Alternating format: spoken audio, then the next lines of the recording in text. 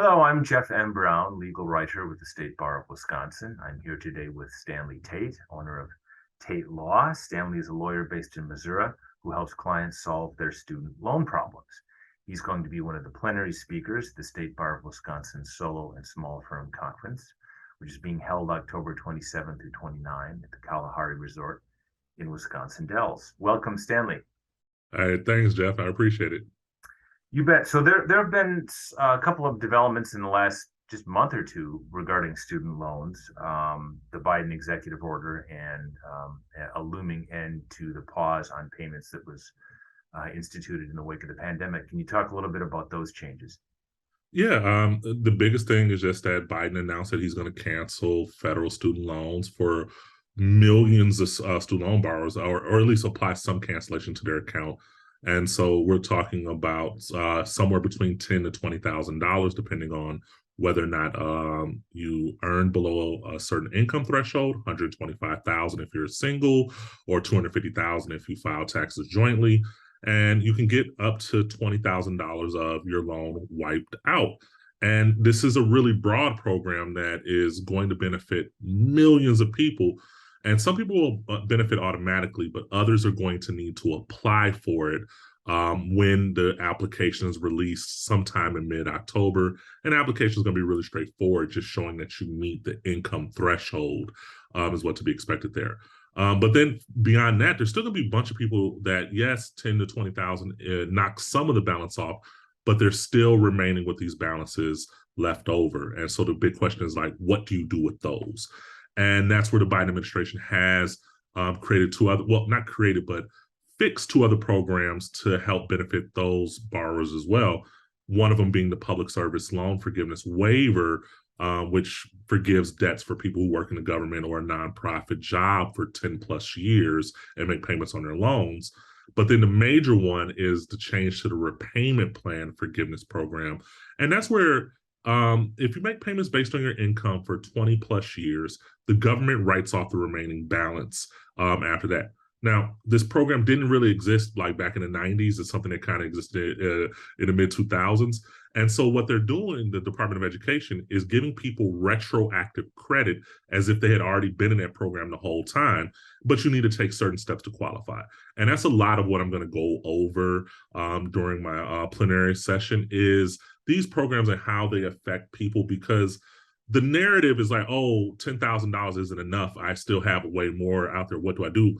They're not doing anything for me. And the reality is the Biden administration has done some major things that are going to lead to student loan relief for millions more borrowers as well, even those with higher student loan balances. Now, you and I were talking before I hit record here, and I had mentioned to you that I had just finished off paying my student loans last year, and therefore I was oh darn, I missed the benefits of the Biden executive order. And you said, oh no, that au contraire, that might not be the case. They're going to give me and people like me who paid off before the executive order came out a credit so long as we apply. So there may be a group of people out there who just missed the executive order, so to speak, by paying their loans off recently before that came out, that still could get some relief under that, correct? That's correct. So there, and what it is that there are people with federal loans who paid them off during the pandemic. The government said, hey, so long as you're eligible for that $10,000 to $20,000, we're still going to give you credit for that, even if you paid off the loan, but you're going to need to apply. And this is a really broad rule because it even applies to people who have paid off their loans by refinancing it with a private lender. And so even then they can go back and apply for the cancellation.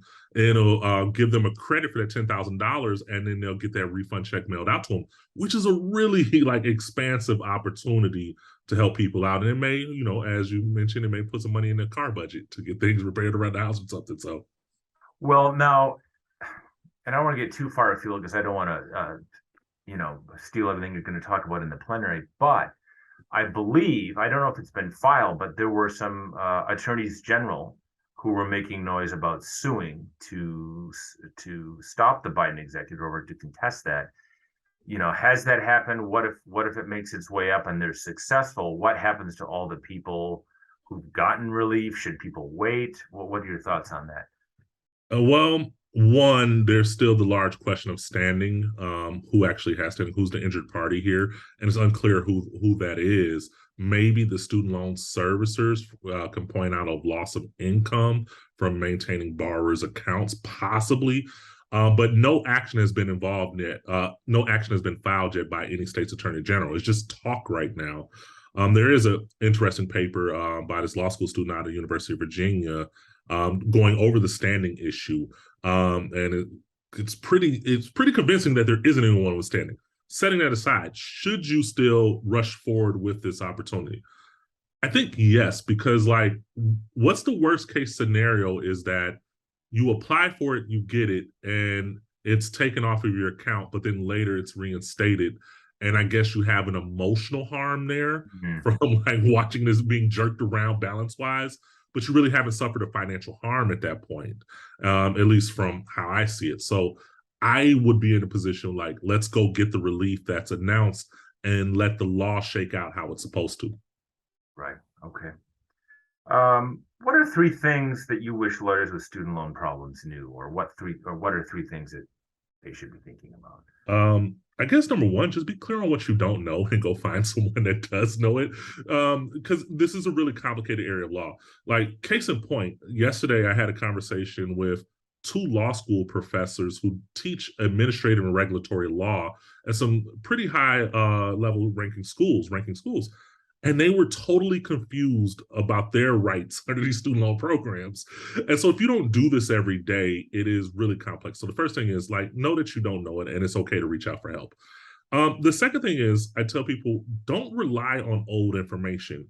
You assume something was true before. Maybe you couldn't get a house because of student loan debt, or maybe you couldn't get an affordable payment. And that may have been true when the student loan program was in its infancy in the 1990s, early 2000s, but a lot has changed, and especially more so in the last 2 years, that are going to give greater benefits to people. So that's the second thing.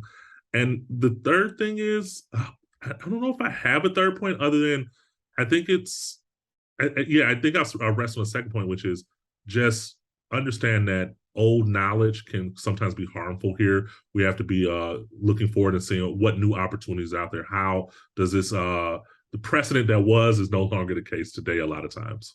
Okay, great. And you'll be talking about all that and more in your plenary at the conference, right? Yeah, I plan on having a rich conversation, and hopefully it is people come armed with questions.